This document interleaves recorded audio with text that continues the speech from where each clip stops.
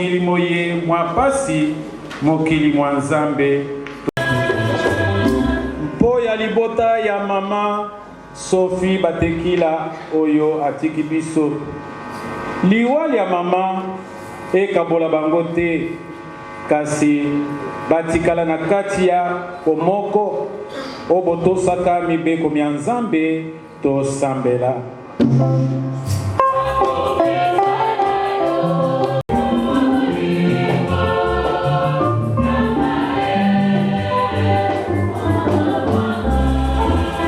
Bamipesa omangoko manzambe lokola Kristo amipesaki bongo bazwa esika penepene na ye seko tosambela.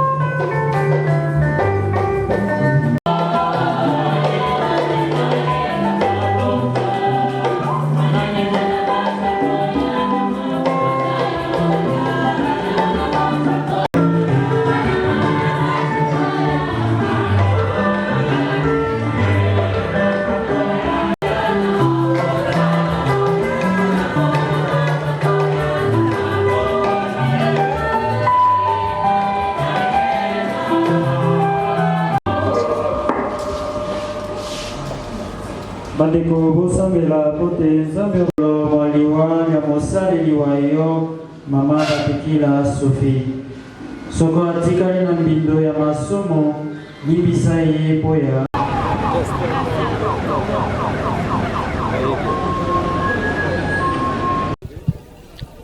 Bienvenue, fidèles internautes de EHP Média, partout où vous êtes, nous vous saluons au nom de notre Seigneur Jésus-Christ, qui est le maître des temps et des circonstances. Et comme on dit toujours que Dieu nous a donné et Dieu a repris. Dieu a repris notre maman Sophie, qui était la maman de l'artiste musicienne Marie Missamou, qui nous a quittés il y a cela déjà 7 mois passés. Et aujourd'hui, c'était la dernière demeure de maman Sophie dans l'église paroissiale Saint-Dominique, précisément à la 13e rue, en face de l'école Massamba. C'est là où le corps de maman Sophie, qui était exposé depuis hier vendredi 5 août, et c'est aujourd'hui qu'on va le amener dans son dernier demeure à nécropole entre ciel et terre. Nous sommes toujours là pour interview to mekako tanakati bongo toyeba ni nezole kanakati kuna tozozongela bino tout juste après. Shalom maman, bonjour. Chabani awa tolinto ye ba maman tant on qui sango maman Sophie. Impression na rezani netant que okiti pe musicien de bosso ne impression ezaka bible lo bitolela na bao baza kolela aza maman na biso et que ndeko na biso akendaki tokokai jamais kotika ke maman akei ke tokomate de ka ko nzamba action de grâce pour la volonté na. C'est quoi moi message maro fort na famille au Vatican. Message nako pesa ka famille et je crois que ba demeurer na kat na amour na unité na pardon total. Pourquoi mokilo mutu moko ta otika lango. Tout le monde passera na bat malam. Na bat mabe de otolo loba ndoki moyibi mosambeli. Mais loko moko toza ko luka biso ko préserver zaka royaume. Et le pardon, c'est une puissance qui libère. Et famille, ekoba unité, mususu asika pour que Nzamba la glorifier katnaba. Et surtout que ça, famille a mopona Nzambe na ebike likolo na alliance David azalaka na ngona Nzambe et salara que Salomon a bénéficié même Nzambe tango mabe salamaki alobaki alobi à cause de l'alliance de David. Je préserve. Je sais que le Dieu de Marie Missamou peut préserver sa famille et sa fille et tout le reste de sa famille. Et Nzamba Zoloko. Merci que Dieu vous. Maman Michel Chabani, banda maman Marisa Makufaki, tozalaki na ye, moni bolingo, ozulu kande angoyo. Vraiment, au nom de tous les artistes congolais, te remercier présence. Il y a des bosso. Autre moni monsieur chrétienne, maman Nabiso Michel Chabani, en tout cas maman, merci en tout cas. Merci papa. Merci. Bon côté. Même on matin papa Wemba, tant na monaki buzoba. tant bamonaki mbongo monaki na bina koya te batakunda papa wemba batangi papa wemba te na biki na koya te na ya nanga te Marie Misambo mpo na ngai azalaki mwana mwasi moko alinga mingi elle me considérait même jeudi to benga jeudi fallait ministre ya famille Jean Rayamba biso to sonné jeudi mais tant que bisinga vendre azobela mais kudu ngana na mama essaie de soana ngama essaie bon le kuta boyko nzoka mama belaki samedi otika biso na kina mama ti to kundi mama mais eloko moko oyo ngai na makamana lobaka fo bozango sérieux na stade Martin alobaki ke Marie Misambo kata na kata cercueil azana kanda bazuwa bamona mafantir même mukanda oyo obengaka nani mukunda babengo nini voilà ceux qui boza fait pression là bozo nanu bozo nanu on hommage naie la maman Sophie qui est la maman. Vous allez me faire tomber. Ça là c'est pour qui? Le micro bleu là. Je vais me faire tomber là. Bienvenue, fidèles internautes de EHP Média. Comprenez que dans le cadre de l'interview, à Ouatouzana, président, il y a un groupe, il y a Maman Marie Misambo et Tika Bisso. On te le dit déjà. Bonjour, président, et mes condoléances. Oui, merci. En président Tomonio, a obstacle il y a maman Sophie, avec maman il y a présidente Nabino, bah impression il y a président Ezandengenini. Comment on a organisation, nangambu il y a artiste musicien, artiste comédien, nangambu il y a batonio sur babou bazo saler la art. Oui, c'est que moi je peux dire que nous avons le coup parce que l'équipe vient par la grâce. Seulement la nuit, on enchaîne toute la nuit, on anime toute la nuit les gars qui viennent et puis il y avait la présence il y a Basser qu'on assistait, qui assistait Bisso, tout travail na bango et puis seulement le matin de la Monique, il y a d'autres astuces au il y a déjà la maman Chabani a commis, la Monique frère Patrice et puis les autres, je ne sais pas peut-être les occupations des salles qui va se présenter, qu'est-ce qui s'est passé mais Nzambe moi yebi parce qu'il m'a tapé ça pas botoli malgré ça la passe na mutema nabi ka Nzambe avec biso au consoler nous se les bien par la grâce. Mais c'est comme si organisation zala qui pendate ou moi chaud parce que biso to kitaki sur le terrain na ba quartier moi belé ko beta lisolo o na balandi ya EHP et belé vraiment baza surpris ba yebi liwa ya maman Sophie té et là on dit ça libon. Bon liwa maman Sophie est rayée donc la famille balinga qui vraiment que s'exposer dans les médias par rapport à Maramoundi le Bamaki avant l'accusation qui tellement ébellée donc il faut hésiter que maman Ndambo mais à la fin être aux jours de cette organisation ça fait déjà 2 semaines c'est la semaine passée au Faki c'est l'organisation les gars qui dans les médias et puis on a informé Batunion so Baya on a fait des appels de ce Baya assister Bisso mais seulement ce qui s'est passé je ne sais pas il y a des comptes c'est comme si artiste musicien s'est présenté pourquoi parce que sœur Marie Azate donc maman Sophie à cause à la maman la bangote bon maman Sophie maman la bango ce qui va se présenter parce que sœur Marie Azate bon n'a évité qu'est-ce qui s'est passé mais seulement que Batou Baza Batou il peut avoir reçu des contre-temps et Sali Keba s'est présenté même tout ça après ils peuvent passer à la maison voir la famille et puis va consoler Bissou nous avons encore pas là-bas c'est ça quelques messages pour la balandino sur bazolanda pour le groupe ya Marie Misambo et continue à kufa besoin évoluer nini.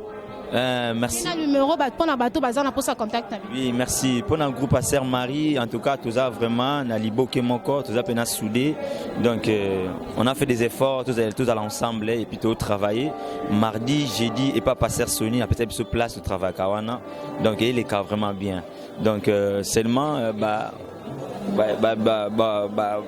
ce sont la rebandeni.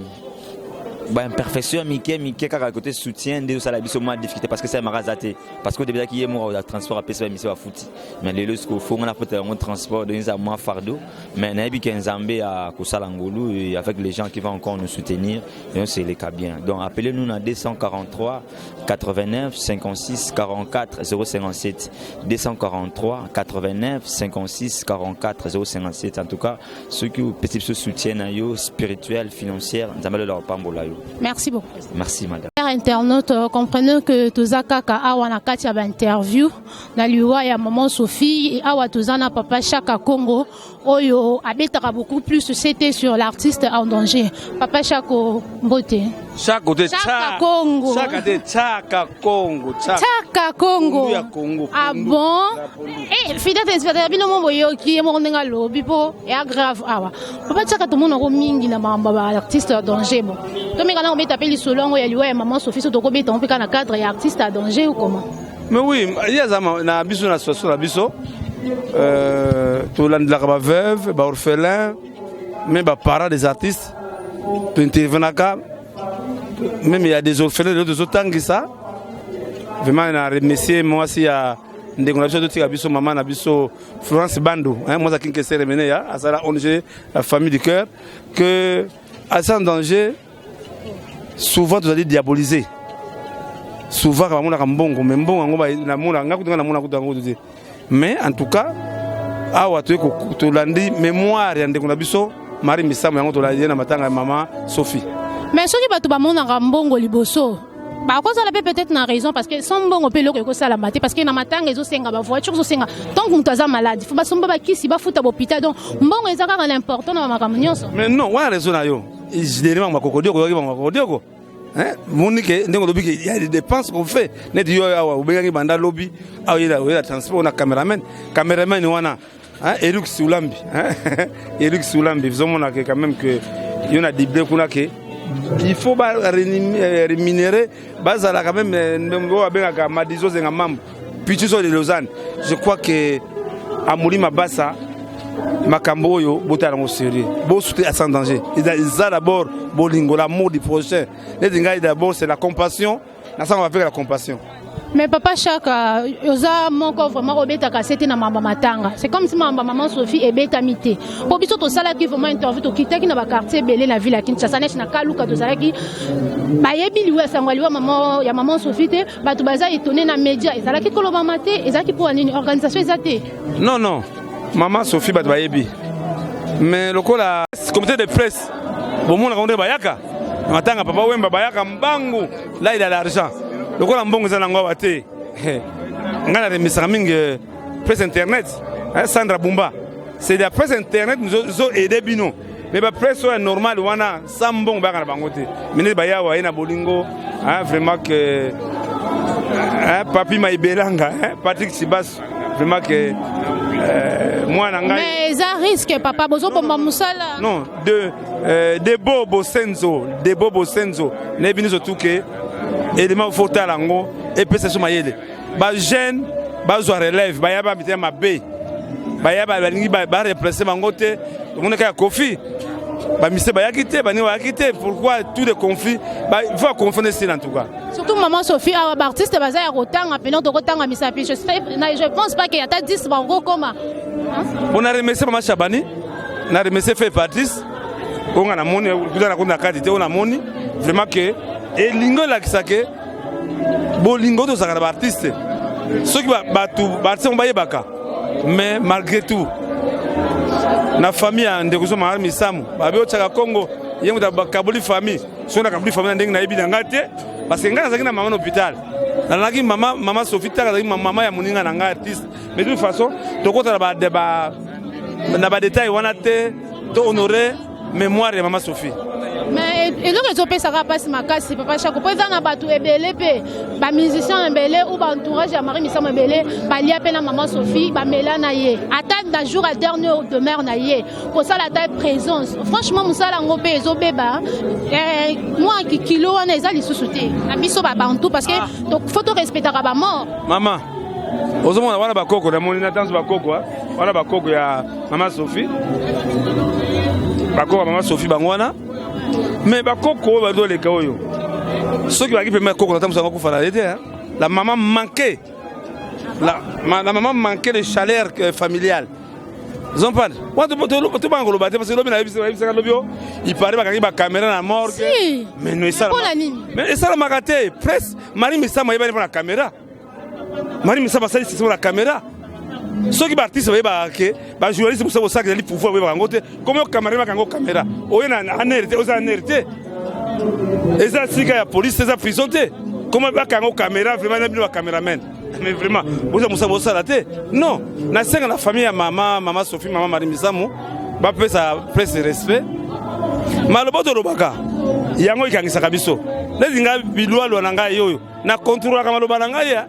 Na contrôle malo bananga parce que lobi yango ko rattraper ngai. Là souvent baki ba boso ba bêtise yango se fait ça tout la presse il faut qu'elle jusqu'au bout ndenge boyawa. Neti biso pena tozalaka premier jour maman Sophia akataka motema. On était là à 9h. Chose étonnante ba betninga biso la police donc to panzananga mutuna mutumbangu. C'est pas comme ça. Azam maman ya artiste Marie Misamou azaki modèle ya mboka. Atika ki caché wa mema ki bendele ya RDC partout. Donc c'est normal matanga ya maman na il fallait pas tout ba ya kaka, il fallait presse et intervenir. Ce que ba réaction ya boy la famille vraiment monte que les autres déplorer moi. Bon maman, babi atanga kufaka. Ba joli surtout à chroniquer ba na invest. Ba lobi ke bango akunda babia.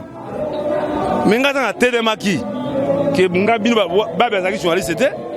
Babia zaki artiste. Na termine presse sur la pourquoi que ça musala bango te.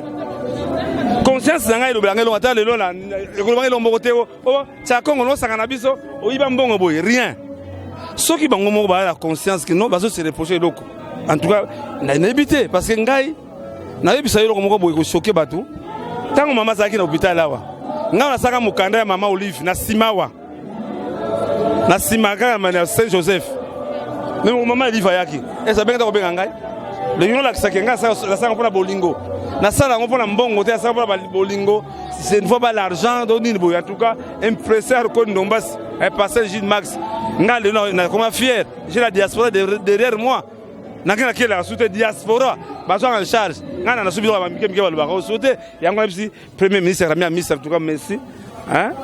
Amuli Mabassa en tout cas, bolé mbate ba bozali en tout cas belé Patrick Chibasu o bengaka Pierre Mputu maman ngai ba bengaka Pauline Chanda. Hein na bosele yote mira ki kana na Osbourg. Qui a sans danger pour soutenir l'Angolanda Bilobela les gens viennent se battre. Ce qu'on a comme bon la guerre, on a comité d'organisation la mission chrétienne. Ce qui est bon la guerre, on a mission chrétienne c'est la salle d'organisation. Merci Papa Chaka pour la discussion. Merci vraiment.